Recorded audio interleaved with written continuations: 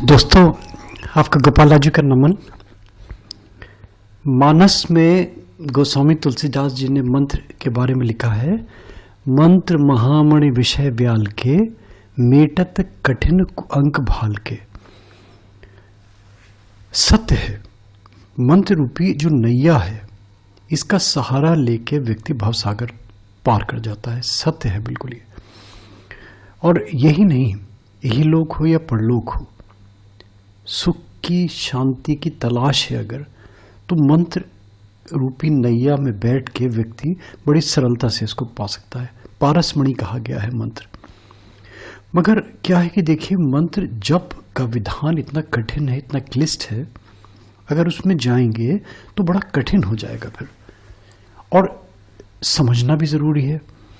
और इससे अचंभे की बात तो यह है, देखिए, मंत्र जप के लिए जो नियम बने हमारे ऋषि महर्षियों ने, कैसे इन्होंने ये तलाश कर लिया, कोई इनके पास क्या मेजरिंग टूल्स थे, क्या इनके पास इंस्ट्रूमेंट्स थे, क्या इनके पास एडवांस लेबोरेटरीज थी, जो पूरे का पूरा एनाटॉमी, रोम रोम, हमारे षटचक्र, हमारे पंच तत्व का हमारे समावेश हमारे शरीर में, एक एक चीज़ का ज्ञान कैसे कैसे अचंभा होता है। उस ज्ञान को अब धीरे धीरे लोगों ने लिपिबद्ध किया। किसी ने अपने तरीके से किया, किसी ने दूसरे तरीके से किया, किसी ने तीसरे तरीके से किया, तो वो फिर अर्थ का अनर्थ होता चला गया।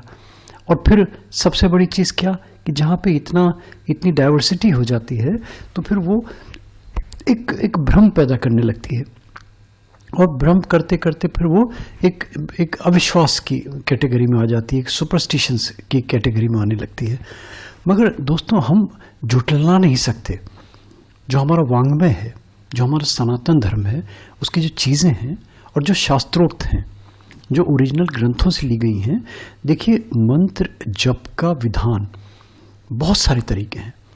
और पूरी तरह यम नियम में जाएं तो माला क्या है, आसन क्या है, दिशा क्या है, स्थान क्या है, कौन सा मंत्र है, कौन सी माला है, कितने मन के हैं, कितने सुमेरु हैं, चक्र क्या है, तो दिमाग भरनाने लगेगा।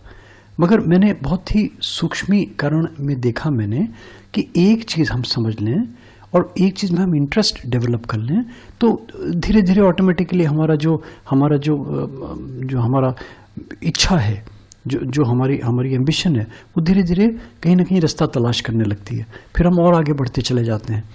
तो मैंने जो देखा, मंत्र जप में माला जो पकड़ते हैं, उनमें उंगलियों का बहुत महत्व है। हमारी जो 5 उंगलियां हैं, हमारे 5 तत्वों की कारक हैं ये 5 उंगलियां हमारे षट चक्रों को किसी न किसी रूप में ये प्रतिनिधित्व करती हैं उनका। तो ये कितनी इम्पोर्टेंट चीज़। मगर हम तो चलिए, हमें तो विरासत में मिली ना चीज़ें, मगर उनको सैल्यूट है, उन ऋषि महर्षियों को, कैसे अपने प्रज्ञा ज्ञान से, कैसे योग शक्ति से, कैसे तप से अपने ये सब चीज़ें ईजाद करी उन्होंने। इन सब चीज़ों को मूर्त किया, इन सब चीज़ों को दृष्ट किया, और जो आज जो हम देखते हैं वो सत्य उतरती हैं वो चीज़ें। मगर वही है ना कि बस एक अज्ञानता है, हम उसमें बढ़ नहीं पा रहे। तो मैं एक सरल सा आपको एक ब्रीफ डिस्क्रिप्शन दे देता हूँ माला का विधान। माला को किस उंगली से कैसे फेरें। देखिए, उंगलियों का महत्व है ना। हमारी 5 उंगलियां, एक अंगूठा और 4 उंगलियां, तो 5 उंगलियों का एक हाथ में, 10 हाथ में हम 10 उंगलियों को देखें, 10 दोनों हाथों की, तो महत्व है इनके। और जब हम खाना खाते हैं, चटकारे लेते हैं, तब हमें पता चलता है कि स्वाद क्या है, क्या रस है। तो तब अनुभूति होती है कि उंगलियों का कितना महत्व है। सूक्ष्म में मैं बता देता हूँ। देखिए, अंगूठे को हम लेते हैं, बहुत सारे ऐसे मंत्र हैं, बहुत सारी ऐसी क्रियाएं हैं, बहुत सारी ऐसी मालाएं हैं जिनका जप अंगूठे से किया जाता है। अंगूठे से करने का मतलब कि जो अंगूठा से टच करके माला का जो मनका है वो फिराया जाता है। और ये सब जो मंत्र जप होते हैं, मन के जो फिराए जाते हैं माला में, वो कितने दाने हैं, कितने क्या है, वो अलग विषय है बिल्कुल। तो जो दाना खसकाते हैं वो हम अंदर की ओर, हथेली के अंदर की ओर खसकाते हैं। ये अंगूठे से अगर हम जप करते हैं तो ये जो है हमारा, ये मणिपूर्ण चक्र का कारक है, ये अग्नि तत्व प्रधान है। ये इसका जो केंद्र बिंदु है वो नाभि है, और योग शास्त्र में इसको शक्ति का प्रतीक माना गया है, शक्ति का मूल स्रोत माना गया है। कोई भी शक्ति वाला काम अगर करना है तो आप देख सकते हैं कि क्या बिना अंगूठा टच किए कोई काम हो सकता है क्या? कोई भी काम आप देख लीजिए, आप 4 उंगलियों से करके देख लीजिए, आप उंगलियां हथेलियों के मध्य दबा के करके देख लीजिए, और अगर आप उसमें अंगूठा मिला लेते हैं तो उसमें कितना बल आ जाता है, उसमें कितनी शक्ति आ जाती है। और ये अंगूठे का किया गया जप मोक्ष कारक है। मोक्ष की जिसको तमन्ना है, जो दुनियादारी से बचना चाहता है, जो जन्म जन्मांतरों के फेरों से मुक्ति पाना चाहता है, अंगूठे से जाप का विधान है उसका। इसमें भी 2 तरीके हैं। एक तरीका तो ये है कि चारों उंगलियों को मिला लिया, उस पर माला रख ली, और माला का जो मनका है वो जो हमारी इंडेक्स फिंगर है, फर्स्ट फिंगर है, जो माला का मनका है, वो जो ये हमारी फिलेंजेस हैं, हर उंगली में 3-3 फिलेंजेस हैं, किसी की 4 भी होती हैं, तो उन फिलेंजेस का, तर्जनी का जो मध्य फिलेंज है, उसमें मनका अंगूठे से अंदर की ओर खसकाना। एक तो ये तरीका हो गया। और जो इसका दूसरा तरीका हो गया कि माला को 3 उंगलियों से पकड़ा, यानी कि मध्यमा से पकड़ा, अनामिका से पकड़ा और कनिष्ठिका से पकड़ा, और मनके को तर्जनी के पोर से हमने अंदर की ओर किया, मन का एक एक किया, अंदर की ओर करते चले गए। एक तरीका ये हुआ। जो भी तरीका है, जो भी है, देखिए ऊर्जा का भंडार है ये। इस प्रकार से जप करने से शक्ति में वृद्धि होती है। ये अंगूठे का विधान। और फिर इसके अलग अलग तरीके हैं। अगर मान लीजिए हम इसमें जाएंगे तो मैं समझता हूँ कि मुझे कम से कम 10 मिनट चाहिए अंगूठे के ऊपर बोलने के लिए, मंत्र जप के एक एक विधान को लेके। मगर ये तो मैं सिर्फ एक भूमिका दे रहा हूँ, एक फुलझड़ी छोड़ रहा हूँ, एक फुरफुरी छोड़ रहा हूँ।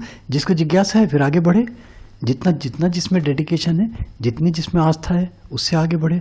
इसी प्रकार से फिर हमारी जो तर्जनी उंगली है, इंडेक्स फिंगर, ये इंडेक्स फिंगर का भी जप अगर माला करते हैं हम इंडेक्स फिंगर को यूज़ करके, तो इसका एक अलग महत्व है, इसका एक अलग विधान है बिल्कुल। ये जो तर्जनी उंगली है हमारी, ये अनहद चक्र को इंडिकेट करती है। ये हमारी तर्जनी, ये हमारी वायु तत्व प्रधान है ये।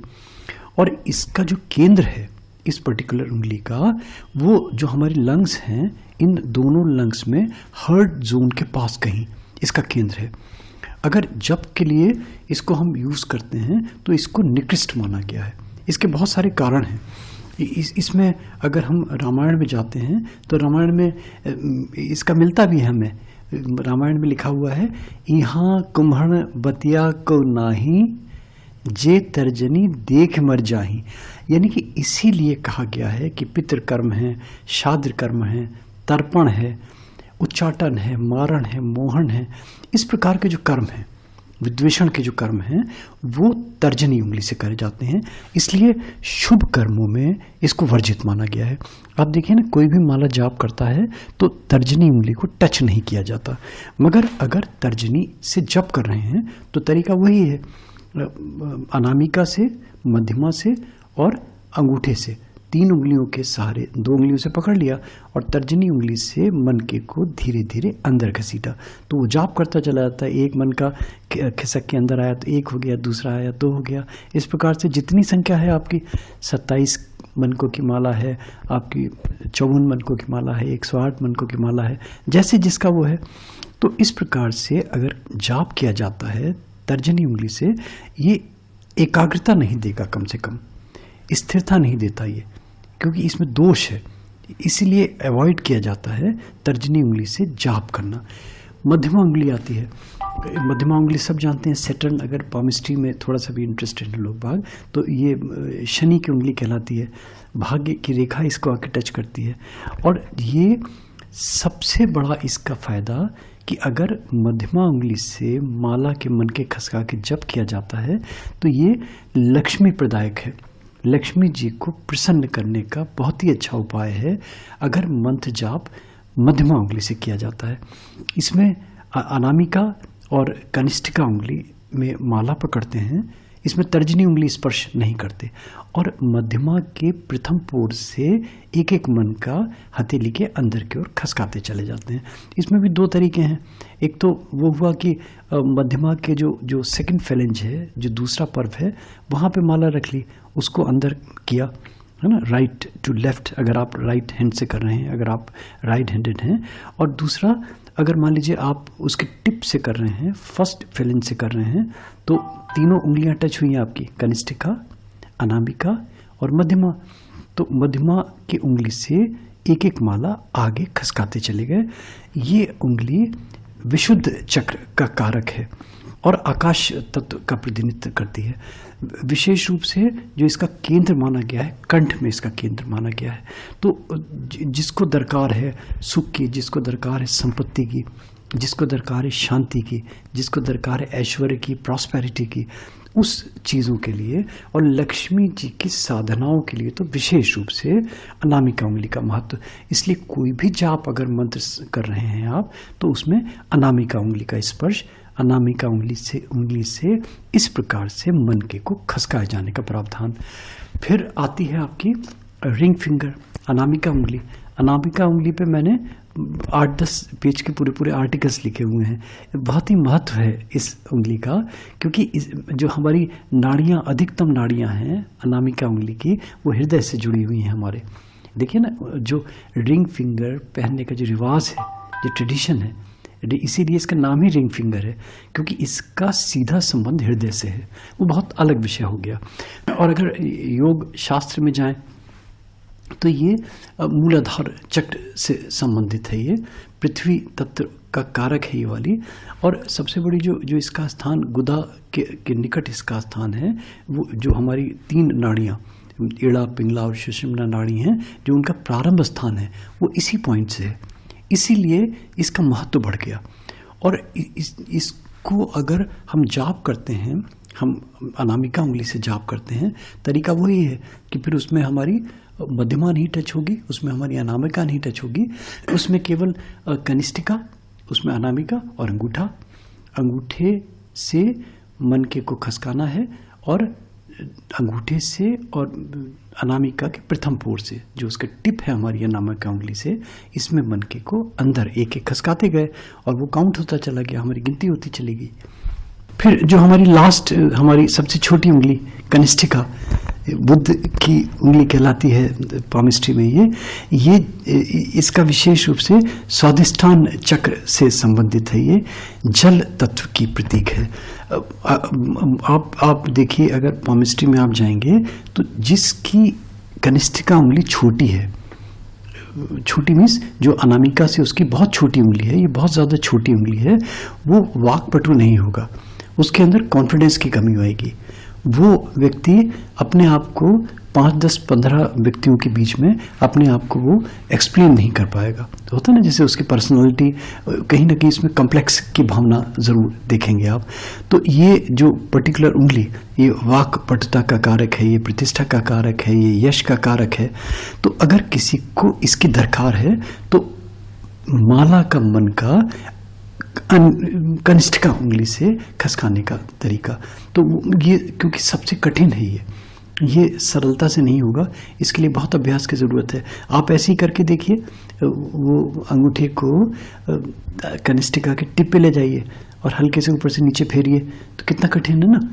कभी माला बाएं गिर जाएगी, कभी माला दाएं गिर जाएगी। तो उसको क्या करना है, माला को हल्के से अनामिका में सपोर्ट दे देना है, तो उसकी सपोर्ट से टिकी रहेगी माला, और फिर उससे आप खसकाते रहिए। तो ये एक तरीका, कनिष्ठिका से और अंगूठे के सहारे से वो खसकती रहेगी, एक एक स्लो हो जाएगा जाप आपका। तो ये दोस्तों छोटा सा इंट्रोडक्शन माला का किस उंगली से करें तो उसका क्या फल मिले। और मैंने फिर वही कहा कि ये पूर्णता नहीं है, क्योंकि ये इतना विशाल, इतना विस्तृत शास्त्र है, इतना विस्तृत ज्ञान है इसके अंदर कि जितना आप पेनिट्रेट करेंगे उतनी आपको आनंद की अनुभूति होगी।